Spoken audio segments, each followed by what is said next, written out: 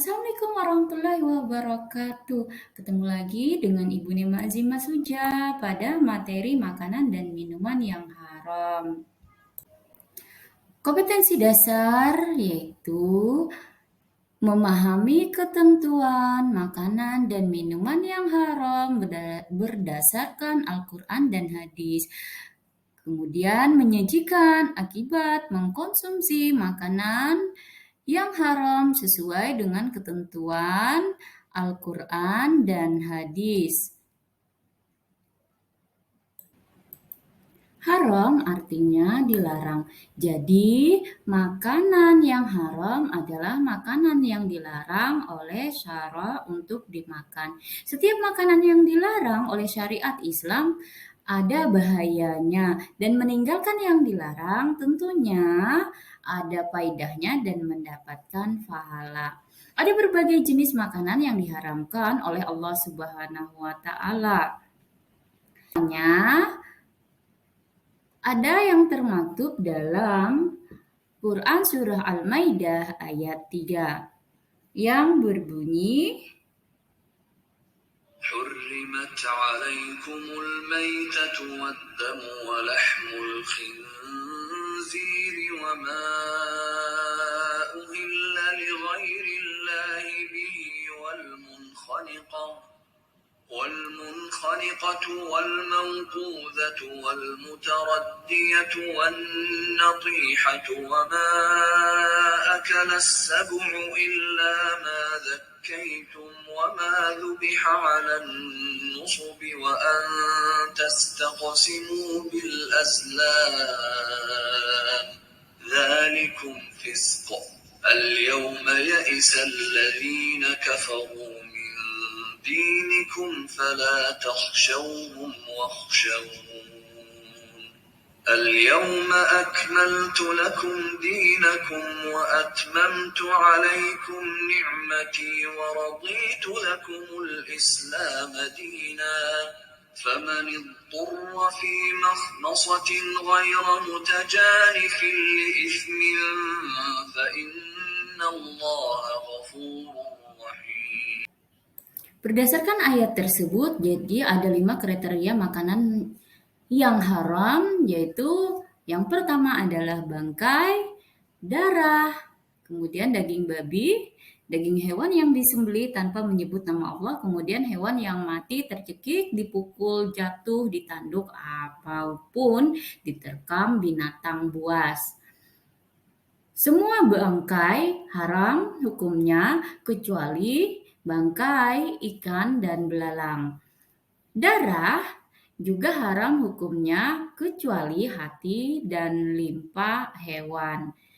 Yang ketiga, daging babi. Daging babi dan anjing termasuk binatang yang haram untuk dimakan karena diharamkan oleh Allah, Rasulullah, dan para ulama. Kemudian, hewan yang dilarang memakannya menurut hadis. Yang pertama adalah semua makanan yang jijik atau kotor maupun menjijikan. Contohnya adalah tikus, cicak, ular, dan lain sebagainya. Kemudian bagian binatang yang dipotong ketika masih hidup. Sabda Nabi Muhammad SAW pada hadis riwayat Ahmad menyatakan bahwa daging yang dipotong dari binatang yang masih hidup, maka yang terpotong tersebut termasuk bangkai. Kemudian, makanan yang didapat dengan cara yang tidak halal, seperti makan hasil curian, rampasan, korupsi, riba, dan hal yang lainnya yang dilarang oleh agama. Kemudian binatang yang bertaring atau berkuku tajam yang biasanya digunakan untuk mencengkram atau menyerang musuh-musuhnya. Sabda Nabi Muhammad SAW berikut ini dalam hadis riwayat Muslim. Kullu dhi nabin minas siba'i fa'akluhu haramun. Rasulullah Shallallahu Alaihi Wasallam telah bersabda, semua binatang yang bertaring maka memakannya adalah haram. Hadis riwayat Muslim.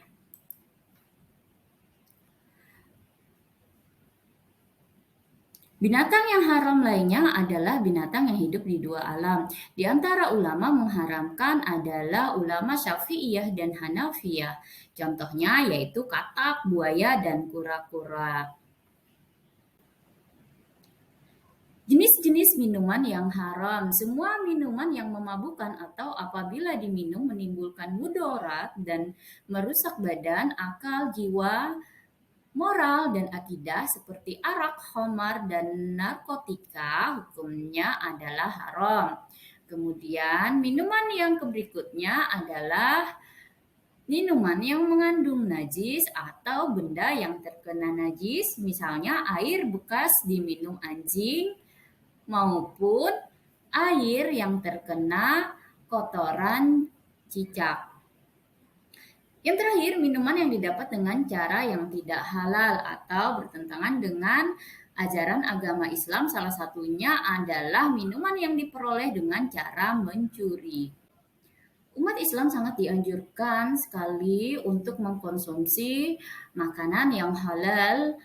Selain halal harus thayyib, yaitu baik dari segi gizinya, kandungannya, yang bermanfaat bagi kesehatan jasmani dan rohani. Ya. Agar mengetahui bagaimana makanan tersebut halal untuk kita konsumsi, ada langkah-langkah mendeteksi makanan tersebut. Jadi kita ketahui makanan tersebut melalui langkah-langkah yang akan kita pelajari berikut ini. Baik, langkah-langkah yang mendeteksi makanan haram sebagai berikut. Yang pertama, jika kita tidak menemukan logo halal, maka makanan tersebut tidak selayaknya untuk kita konsumsi.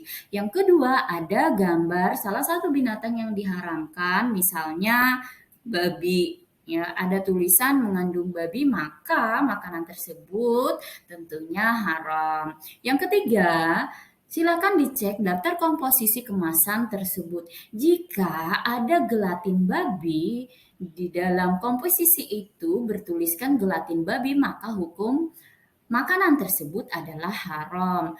Yang keempat, mendeteksi kandungan DNA babi dalam makanan dengan menggunakan pork detection test atau forcing test atau halal test, sehingga bisa dipastikan kandungan tersebut bebas dari zat-zat yang haram.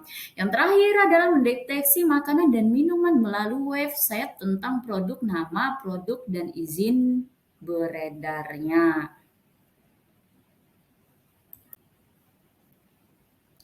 Makanan yang kita konsumsi dalam kehidupan sehari-hari tentunya akan berdampak bagi jasmani dan rohani kita serta amal ibadah kita.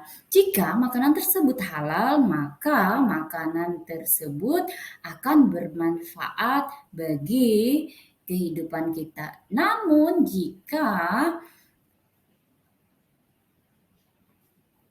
makanan yang kita konsumsi atau minuman yang kita konsumsi haram, maka akan berakibat buruk terhadap kesehatan, baik jasmani dan rohani kita, juga akan berdampak terhadap amal ibadah kita dalam kehidupan sehari-hari.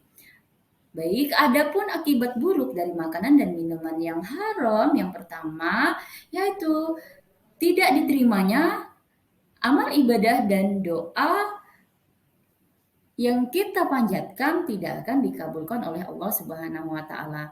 Yang kedua, makanan dan minuman haram bisa merusak jiwa, terutama minuman keras berupa khamar.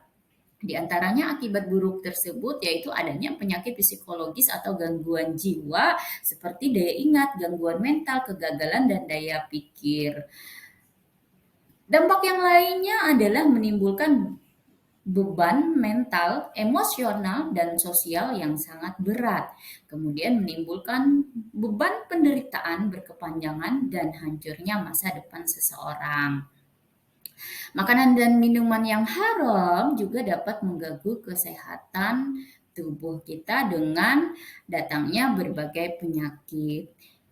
Yang keempat, dengan mengkonsumsi makanan haram maka menghalangi kita untuk mengingat Allah Subhanahu wa taala.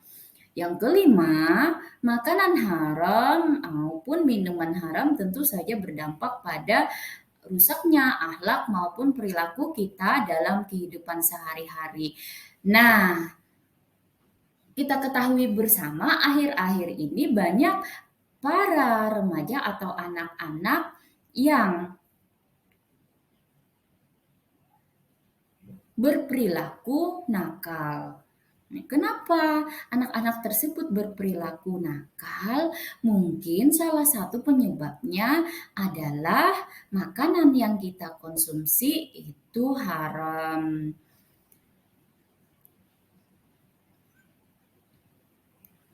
Karena makanan adalah cerminan perilaku kita. Apa yang kita makan tentunya akan berdampak pada perilaku dalam kehidupan sehari-hari.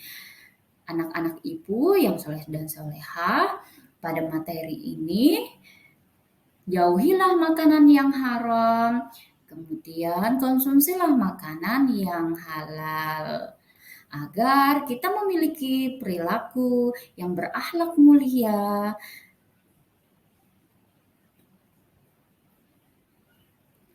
yang tercermin dalam kehidupan sehari-hari. Yaitu tadi materi tentang makanan dan minuman yang haram. Dengan mengetahui makanan dan minuman yang haram dan cara mendeteksinya, Ibu harapkan kalian dapat mengimplementasikan dalam kehidupan sehari-hari bagaimana caranya mendeteksi makanan yang kita konsumsi dalam kehidupan sehari-hari agar terhindar dari makanan yang haram. Kemudian dengan mengetahui makanan yang haram, maka akan berdampak baik bagi kesehatan jasmani dan rohani kita serta perilaku kita dalam kehidupan sehari-hari. Akhirul kalam. Alhamdulillahirabbil alamin. Assalamualaikum warahmatullahi wabarakatuh.